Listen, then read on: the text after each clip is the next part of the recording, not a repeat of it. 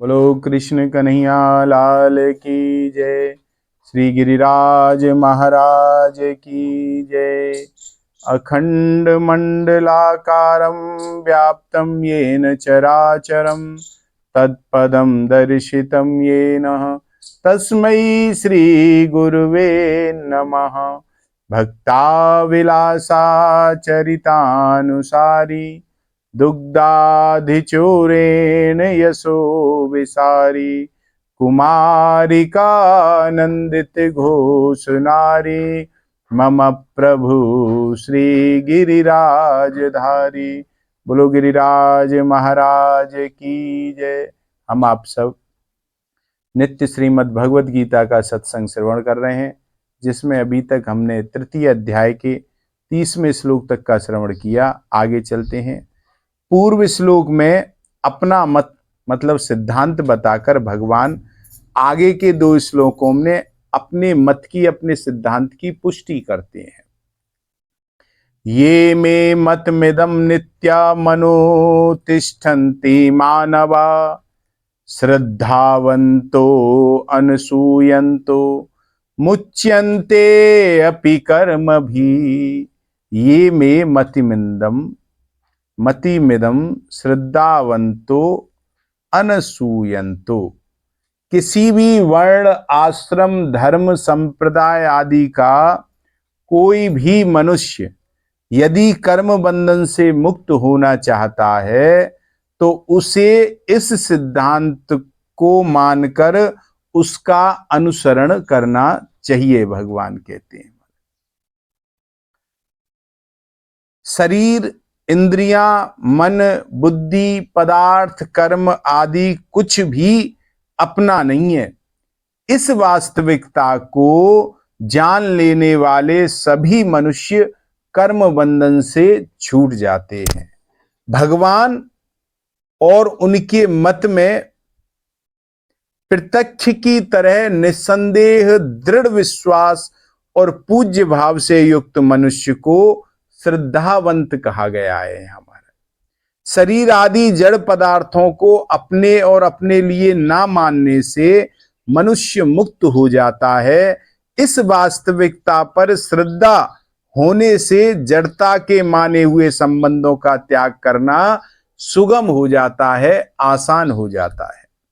श्रद्धावान साधक ही सत शास्त्र, सत चर्चा और सत्संग की बातें सुनता है और उनको आचरण में लगता है। अश्रद्धावान को सत्संग की चर्चा अच्छी नहीं लगती है। महाराज, मनुष्य शरीर परमात्मा प्राप्ति के लिए ही मिला है, अतः परमात्मा को ही प्राप्त करने की एकमात्र उत्कंठा, अभिलाषा होने पर साधक में श्रद्धा और तत्परता, संयत इंद्रियता आदि स्वतः आ जाती हैं। महाराज, अतः साधक को मुख्य रूप से परमात्मा प्राप्ति की अभिलाषा को ही तीव्र करना चाहिए, उसे बढ़ाना चाहिए। पिछला जो श्लोक है 30वां श्लोक, उसमें भगवान ने अपना जो मत बताया है उसमें दोष दृष्टि ना करने के लिए यहां अनसूयंतः पद दिया गया है। गुणों में दोष देखने को असूया कहते हैं। असूया दोष दृष्टि से रहित हो मनुष्य को यहां अनसूयंत कहा गया है। महाराज, जहां श्रद्धा रहती है वहां भी किसी अंश में दोष दृष्टि रह जाती है, श्रद्धावान में भी। इसलिए भगवान ने श्रद्धावंत पद के साथ अनसूयंत पद भी देकर मनुष्य को दोष दृष्टि से सदैव रहित होने के लिए कहा गया है। इसी प्रकार गीता श्रवण का महात्म्य बताते हुए भी भगवान ने श्रद्धावानन सूयश्च पद देकर के श्रोता के लिए श्रद्धा युक्त और दोष दृष्टि से रहित होने की बात महात्म्य में भी कही है भगवान ने। तो भगवान का मत तो उत्तम है, पर भगवान कितनी आत्मश्लाघा अभिमान की बात कहते हैं कि सब कुछ मेरे ही अर्पण कर दो। अथवा यह मत तो अच्छा है, पर लोग मानते हैं यह मत तो अच्छा है, पर वो कहते हैं कि कर्मों के द्वारा भगवत प्राप्ति कैसे हो सकती है। भगवान का मत तो अच्छा है, सब कुछ मेरे अर्पण कर दो, पर कर्मों के द्वारा भगवत प्राप्ति कैसे हो सकती है। कर्म तो जड़ हैं और बांधने वाले होते हैं। आदि आदि भाव आना और भगवान के मत में दोष दृष्टि करना है। अगर ऐसे भाव आ जाएं तो ये भगवान के मत में दोष दृष्टि करना माना गया। साधक को भगवान और उनके मत दोनों में ही दोष दृष्टि नहीं करनी, ना तो भगवान में दोष दृष्टि करनी चाहिए, ना भगवान के मत में, भगवान के द्वारा बताए गए सिद्धांत में दोष दृष्टि करनी चाहिए। वास्तव में सब कुछ भगवान का ही है, परंतु मनुष्य भूल से भगवान की वस्तुओं को अपनी मानकर वह बंधन में बंध जाता है महाराज, और ममता कामना के वश में होकर दुख पाता रहता है जीवन भर। अतः इस अपनेपन का त्याग करवाकर मनुष्य का उद्धार करने के लिए ही भगवान अपनी सहज करुणा से सब कुछ अपने अर्पण करने की बात कहते हैं जीव से कि तुम मेरे। अतः इस विषय में दोष दृष्टि करना अनुचित है कि कोई दोष देखे। यह तो भगवान का परम सौहार्द, करुणा और वात्सल्य है कि अपने में कोई अपूर्णता, भगवान में कोई अपूर्णता थोड़ी नहीं है, और कोई भगवान की आवश्यकता नहीं है कि भाई, तो कोई अपूर्णता और कोई आवश्यकता ना होने पर भी केवल मनुष्य के कल्याण के लिए वे समस्त कर्मों को अपने अर्पण करने की बात भगवान कहते हैं। तो भगवान का मत ही लोक में सिद्धांत कहलाता है। जो भगवान का मत है वही इस लोक में सिद्धांत कहलाता है, और सर्वोपरि सिद्धांत को ही यहां मतम पद से कहा गया है महाराज। तो भगवान में अपनी सहज, सरल एवं निरअभिमानता के कारण सर्वोपरि सिद्धांत को मत मानने से नाम से कहा है। यह मत या सिद्धांत त्रिकाल में एक जैसा रहता है, ये बदलता नहीं है। भगवान का सिद्धांत तीनों कालों में एक जैसा ही बना रहता है, अर्थात इसमें कभी कोई परिवर्तन नहीं आता। चाहे कोई श्रद्धा करे या ना करे, वो उसका स्वरूप है। सिद्धांत में कोई परिवर्तन नहीं आता। यहां नित्यम पद और ममत का विशेषण नहीं, प्रत्युत अनुतिष्ठन्ति पद का ही विशेषण है। कारण कि भगवान नित्य हैं, अतः उनसे संबंधित समस्त वस्तुएं नित्य ही हैं। भगवान का मत भी नित्य है, भगवान का मत सर्वोपरि सिद्धांत है, और सिद्धांत वही होता है जो कभी मिटता नहीं है मरा। अतः भगवान का मत तो नित्य है ही, उनका अनुष्ठान नित्य होना चाहिए। इसलिए यहां क्रिया विशेषण नित्यम पद देने का तात्पर्य है, और भगवान के मत पर नित्य निरंतर सदा स्थित रहना तथा उसके अनुसार अनुष्ठान करना चाहिए महाराज। यहां एक प्रश्न होता है कि भगवान का मत क्या है और उसका सदा अनुष्ठान कैसे किया जाए। ये प्रश्न होता है ना, जब से मत कह रहे हैं तो मत। तो यहां कहते हैं कि मिली हुई कोई भी वस्तु अपनी नहीं है, ये भगवान का मत मानो महाराज, और यह भगवान का मत है। जो भी हमें प्राप्त हुआ है ये हमारा नहीं है। शरीर, इंद्रिया, मन, बुद्धि, प्राण, धन, संपत्ति, परिवार, पदार्थ, जमीन, जायदाद आदि ये सब प्रकृति के कार्य हैं, और संसार भी प्रकृति का ही कार्य है। इसलिए इन वस्तुओं की संसार से एकता है, तथा परमात्मा का हम स्वयं अंश हैं, तो हमारी परमात्मा से एकता है महाराज। अतः ये वस्तुएं व्यक्तिगत नहीं है, प्रत्युत इनके उपयोग का जो अधिकार है वह व्यक्तिगत है। इसके सिवाय सद्गुण, सदाचार, त्याग, वैराग्य, दया, क्षमा आदि भी व्यक्तिगत नहीं है। ये भी महाराज प्रत्युत भगवान के ही हैं ये सब। ये दैवीय संपत्ति अर्थात भगवत प्राप्ति की संपत्ति है। ये सब सद्गुण जो हैं और भगवान के ही हैं। यदि ये सद्गुण, सदाचार आदि अपने होते तो इन पर हमारा पूरा अधिकार होता और हमारी संपत्ति के बिना किसी दूसरे को इनकी प्राप्ति, अगर ये हमारी होते तो दूसरे को क्यों प्राप्त होते, फिर तो हमारा ही अधिकार होता इन पे। तो इनको अपना मानने से तो अभिमान ही होता है, जो कि आसुरी संपत्ति को बढ़ाने वाला है महाराज। तो वस्तुतः अपनी नहीं है, उसे अपनी मानने से और उसकी प्राप्ति के लिए कर्म करने से ही बंधन होता है। शरीर आदि वस्तुएं अपनी तो हैं ही नहीं, अपने लिए भी नहीं है। यदि ये अपने लिए होती तो इनकी प्राप्ति में हमें पूर्ण तृप्ति होनी चाहिए थी। अगर अपने लिए होती तो महाराज, तो पूर्ण तृप्ति, संतोष हो जाता, हमें पूर्णता का अनुभव हो जाता। परंतु संसारिक वस्तुएं कितनी भी क्यों ना मिल जाए आदमी को, कितना भी धन मिल जाए, कितना भी परिवार मिल जाए, कितना भी जमीन जायदाद मिल जाए, कभी मनुष्य की तृप्ति नहीं होती इन चीजों से। तृप्ति का पूर्ण अनुभव उस वस्तु मतलब भगवान के मिलने पर ही होता है, और कहीं पूर्ण अनुभव होता नहीं है, जो वास्तव में अपनी है। और अपनी वास्तविक वस्तु के मिलने पर ही स्वप्न में भी कुछ पाने की इच्छा नहीं रहती, जब अपनी चीज मिल जाती। जैसे संसार में सभी पुत्रवती स्त्रियां माताएं होती हैं भाई, जिनके पुत्र हैं सब माता लगती हैं, माता के समान। पर बालक को उन सभी माताओं के मिलने पर संतोष नहीं होता, जो अपनी माता को मिलने पर संतोष होता है।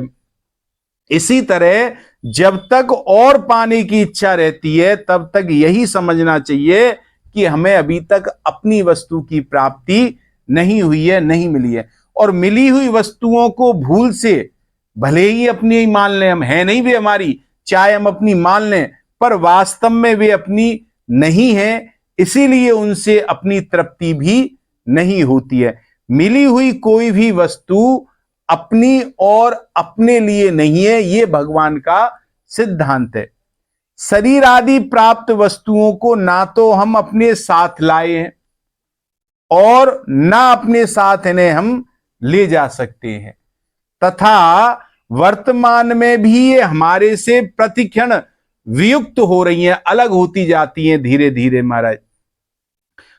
वर्तमान में जो ये अपनी प्रतीत होती हैं, हमें मालूम पड़ती हैं, ये भी सदुपयोग करने के अर्थात दूसरों की सेवा में लगाने के लिए ही हमें अपनी मालूम होती हैं, ना कि अपना अधिकार जमाने के लिए अपनी है महाराज। अतः हमें प्राप्त वस्तुओं का सदुपयोग करने का ही अधिकार है, अपनी मानने का अधिकार हमें नहीं है इन्हें। और भगवान ने मनुष्य को वस्तुएं इतनी उदारता पूर्वक और इस ढंग से दी हैं कि मनुष्य को ये वस्तुएं अपनी ही दिखने लग जाती हैं, और इन वस्तुओं को अपनी मान लेना भगवान की उदारता का दुरुपयोग करना माना जाता है महाराज। जो वस्तुएं अपनी नहीं है पर जिन्हें भूल से अपनी मान लिया है, उस भूल को मिटाने के लिए साधक आध्यात्म चित्त से गहरा विचार करके उन्हें भगवान के अर्पण कर दे, अर्थात भूल से माना हुआ अपनापन हटा दे हृदय में से। और जिसका एकमात्र उद्देश्य आध्यात्म मतलब परमात्मा की प्राप्ति है, ऐसा साधक यदि गंभीरता से विचार करे तो उसे स्पष्ट रूप से समझ में आ जाएगा कि मिली हुई कोई भी वस्तु अपनी नहीं होती, प्रत्युत बिछुड़ने वाली होती है। शरीर, पद, अधिकार, शिक्षा, योग्यता, धन, संपत्ति, जमीन, जायदाद आदि जो कुछ भी मिला है संसार से ही मिला है और संसार के लिए ही मिला है। मिली हुई वस्तु को चाहे संसार कार्य का माने, चाहे प्रकृति कारण का माने, और चाहे भगवान का स्वामी का माने, पर सार की बात यही है कि वे अपनी नहीं है। किसी की मान लो पर अपनी, और जो वस्तु अपनी नहीं है तो वो अपने लिए कैसे होंगी महाराज, अपने लिए तो अपनी वस्तु होगी। तो साधक को ना तो कोई वस्तु अपनी माननी है और ना कोई कर्म ही अपने लिए करना है। अपने लिए किए गए कर्म बंधन कारक होते हैं, अर्थात यज्ञ के अतिरिक्त कर्म मनुष्य को बंधन वाले होते हैं और यज्ञ के लिए कर्म करने वाले साधक के संपूर्ण कर्म, संचित कर्म भी विलीन हो जाते हैं, मिट जाते हैं। और भगवान समस्त लोक में के महान स्वामी ईश्वर हैं, सर्वलोको महेश्वरम। और जब मनुष्य अपने को वस्तुओं का स्वामी मान लेता है तो स्वामी भगवान सबरे जगत के, किंतु मनुष्य अपने मान लेता है मैं इस भूमि का स्वामी हूं, मैं इस धन का स्वामी हूं, मान लेता है ना अपने को, तो वह अपने वास्तविक स्वामी को भूल जाता है। क्योंकि वह अपने को जिन वस्तुओं का स्वामी मानता है उसे उन्हीं वस्तुओं का चिंतन होता है। अतः भगवान को ही विश्व का एकमात्र स्वामी मानते हुए साधक को संसार में सेवक की तरह रहना चाहिए। सेवक अपने स्वामी के समस्त कार्य करते हुए भी अपने को स्वामी नहीं मानता। कोई नौकर काम करे लेकिन मालिक नहीं मानता वो अपने को। अतः साधक को शरीर, इंद्रियां, मन, बुद्धि, पदार्थ आदि को अपना ना मानकर केवल भगवान के ही मानते हुए अपने कर्तव्य का पालन करना चाहिए। कर्म करने में निमित्त मात्र बन जाना चाहिए, अपने में स्वामी पने का अभिमान नहीं करना चाहिए। केवल निमित्त ठाकुर जी ने हमको इसको बनाया है, यह मानना चाहिए। सर्वस्व भगवत अर्पण करने के बाद लाभ, हानि, मान, अपमान, सुख दुख आदि जो कुछ आए उनको भी कोई प्रयोजन नहीं रखे महाराज। कर्तव्य मात्र प्राप्त परिस्थिति के अनुसार होता है। परिस्थिति के अनुरूप प्रसन्नता पूर्वक अपने कर्तव्य का पालन करता रहे, यही भगवान के मत सदा अनुसरण करना है। भगवान के मत का मुच्यन्ते ते अपि कर्म भी, भगवान कहते हैं कि अर्जुन मानो यह कहते हैं कि तुम्हें तो सर्वस्व मेरे अर्पण करके कर्तव्य करने की स्पष्ट आज्ञा दे ही रहा हूं मैं। भगवान अर्जुन को तो आज्ञा दे ही रहे हैं। अतः मेरी आज्ञा का पालन करने से तुम्हारे मुक्त होने में कोई संदेह नहीं है। परंतु जिनको मैं यह इस प्रकार स्पष्ट आज्ञा नहीं देता हूं, वे भी अगर इस मत मिले हुए को अपना ना मानकर कर्तव्य कर्म का पालन करना के अनुसार चलेंगे तो वे भी मुक्त हो जाएंगे। कारण कि यह मत ही ऐसा है कि चाहे मुझे माने या ना माने, केवल इस मत का पालन करने से मनुष्य मुक्त हो जाता है संसार से। तो भगवान का मत ही वास्तविक और सर्वोपरि सिद्धांत है, जिसके अंतर्गत सभी मतांतर आ जाते हैं। परंतु भगवान अभिमान ना करके बड़ी सरलता से, नम्रता से अपने सिद्धांत को मत नाम से कहते हैं। तात्पर्य है कि भगवान अपने अथवा दूसरे किसी के भी मत का आग्रह नहीं करते महाराज। प्रत्युत निष्पक्ष होकर अपनी बात सामने रखते हैं भगवान। मत सर्वोपरि नहीं होता, प्रत्युत व्यक्तिगत होता है मत तो महाराज। हर एक व्यक्ति का अपना अपना मत प्रकट कर सकता है प्रत्येक व्यक्ति, परंतु सिद्धांत जो होता है वह सर्वोपरि होता है, जो सबको मानना पड़ता है। इसलिए गुरु शिष्य में मतभेद तो हो सकता है, पर सिद्धांत भेद नहीं हो सकता। ऋषि मुनि दार्शनिक अपने अपने मतों को भी सिद्धांत नाम से ही कहते हैं, परंतु गीता में भगवान अपने सिद्धांत को भी मत के नाम से कहते हैं। भगवान ऋषि मुनि दार्शनिक आचार्य मतों में तो मतभेद रहता है, पर भगवान के मत अर्थात सिद्धांत में कोई भेद नहीं रहता। ऐसी अपने मत की पुष्टि भगवान करते हैं। अगले श्लोक में भी यही करेंगे। आज के सत्संग को यहीं विराम। 2 मिनट नाम संकीर्तन फिर विश्राम।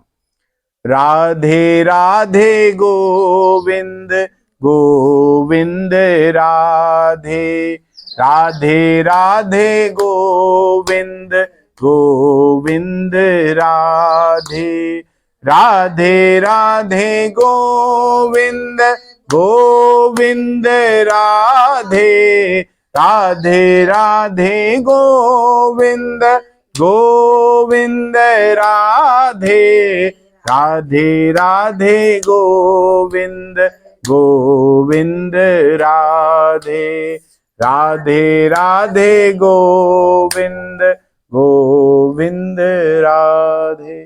बोलो गिरिराज महाराज की जय।